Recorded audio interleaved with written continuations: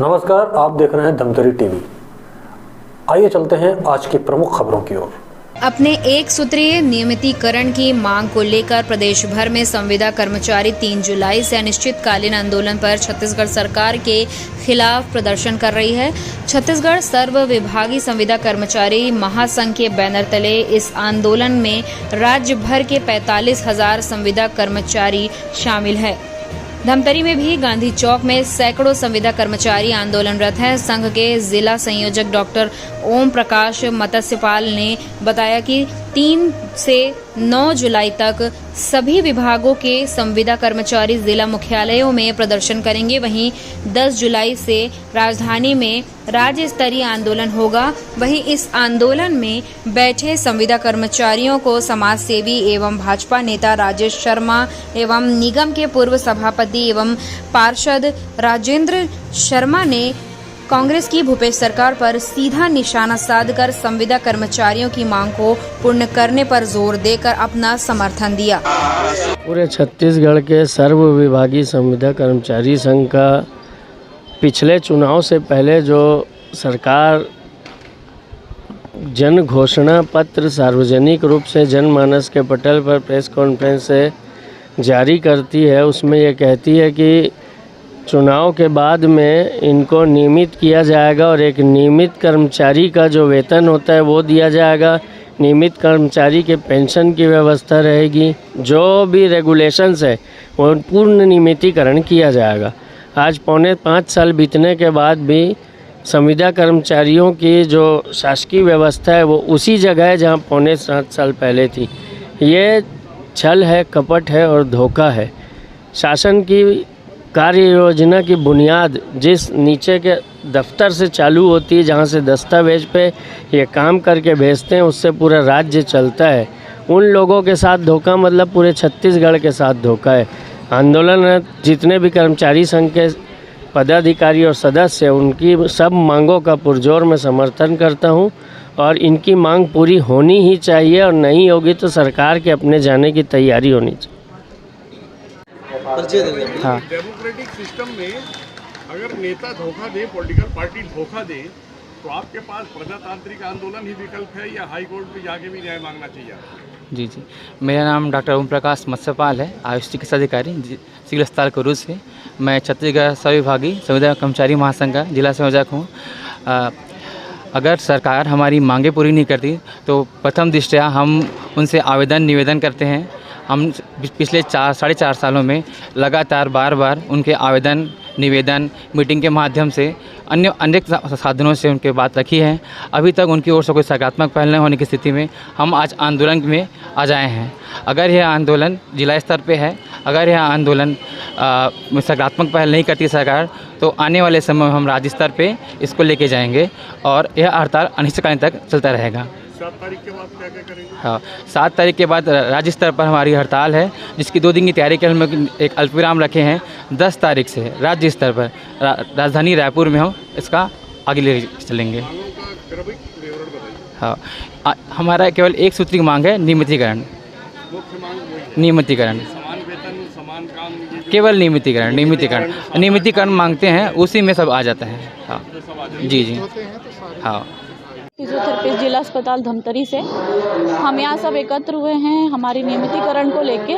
और जैसा कि आप सभी जानते हैं कि 2018 से कैंपेन लगातार चला जा रहा है और सरकार हर बार हमें वायदा देके अपनी वादा पे पूरा करने पे हमेशा नाकाम हुई है। तो मैं एक ही बात कहना चाहूँगी कि जब चुनाव के समय आप हमें गले लगाते हो और चुनाव जीतने के बाद आप पुलिस वाले अपने साथ में लेके घूमते हो, तो आप ये ना भूलें कि अगर हम सरकार बना सकते हैं तो हम एक साथ होकर सरकार गिरा भी सकते हैं। और ये कैंपेन अभी धमतरी में तो 7 तारीख तक चलेगा और इसके आगे हम फिर राज्य स्तरीय में इसको कंटिन्यू करने का कोशिश करेंगे। और इस बार हमारा भरपूर कोशिश रहेगी, हम अपनी मांगे पूरी करवा के ही रहेंगे। नियमितीकरण हमारी मेन हमेशा से एक ही मांग है, नियमितीकरण, ताकि सबको उनके काम के हिसाब से सम्मान इक्वल तरीके से प्राप्त हो। चुनाव भी है सामने। हाँ, चुनाव है, इसीलिए इस बात को सरकार को ध्यान में रखना चाहिए कि अगर आप पब्लिक का सपोर्ट लेते हैं, स्वास्थ्य कर्मचारी का सपोर्ट लेते हैं, आए समय उनकी किसी भी परिस्थिति में, जैसे कोरोना काल में हमें सबसे आगे रखे थे, इतनी प्रॉब्लम, इतनी तकलीफ में, इतने सीरियस कंडीशन में हम अगर अपने घर को, अपने बच्चों को छोड़ के अगर आपका सपोर्ट किया है, तो हम भी चाहते कि रिटर्न में आप भी हमारा मान रखें और हमारे नियमितीकरण की मांग को पूरा करें। नमस्कार, मेरा नाम रोहित पांडे है और मैं राष्ट्रीय स्वास्थ्य मिशन NHM में जिला धमतरी इकाई का जिला अध्यक्ष हूँ।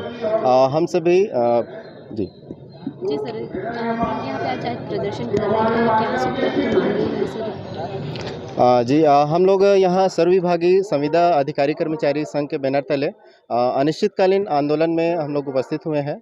और हम सभी जैसा आप सभी जानते हैं कि 2018 में जब हमने रायपुर में अपना आंदोलन किया था, उसमें अभी वर्तमान सत्ता पक्ष के जो मुख्यमंत्री के द्वारा और जो वर्तमान जो स्वास्थ्य मंत्री जी हैं उनके द्वारा हमारे मंच पे आके, ठीक है, हमको आश्वासन दिया गया था कि जैसे ही हमारी पार्टी सत्ता में आती है तो हम आप सभी की जो जायज़ मांगे हैं उनको प्रमुखता से उठाते हुए आपके मांगों को पूरा करेंगे। और उन्होंने उस पर काम करते हुए भी अपने जो मैनिफेस्टो है, घोषणा पत्र है, उसमें सम्मिलित किया कि हमारी सरकार जैसे ही आएगी हम 10 दिवस के भीतर में आप सभी को नियमितीकरण का तोहफा देंगे। और हमने उस पर विश्वास जताते हुए उस पर भरपूर विश्वास दिया और हमारे सभी साथियों ने, ठीक है, अपने पूरे परिवार सहित उस पार्टी को अपना अमूल्य वोट देके उनको सत्ता तक के काबिज किया।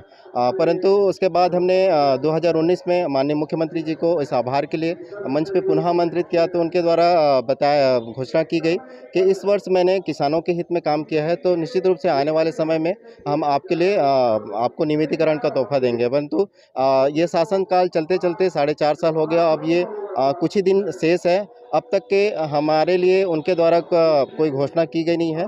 और हमने अपनी मांगों को लेके अलग अलग तरीके से कभी 1 दिन 2 दिन का अनिश्चितकालीन हड़ताल ऐसा करके और उनके साथ बैठक के माध्यम से, पत्राचार के माध्यम से, ठीक है, और नियमितीकरण रैली भी निकाली थी। उन माध्यमों से अपनी बातों को शासन प्रशासन तक के रखने का प्रयास किया, परंतु इस दिशा में अभी तक के कोई ठोस कार्रवाई नहीं की गई है। हम 2018 में भी अनियमित थे, संविदा में ही थे और अभी भी उसी दस में जी रहे हैं। हमारे बहुत सारे साथी जो हर साल जिनकी इंक्रीमेंट होती है उसमें उनको दिक्कतें होती हैं। बहुत सारे साथियों विभाग में जो हमारे काम कर रहे हैं उनका जो वेतन वृद्धि होनी चाहिए 4-4 साल 5-5 साल हो गया है।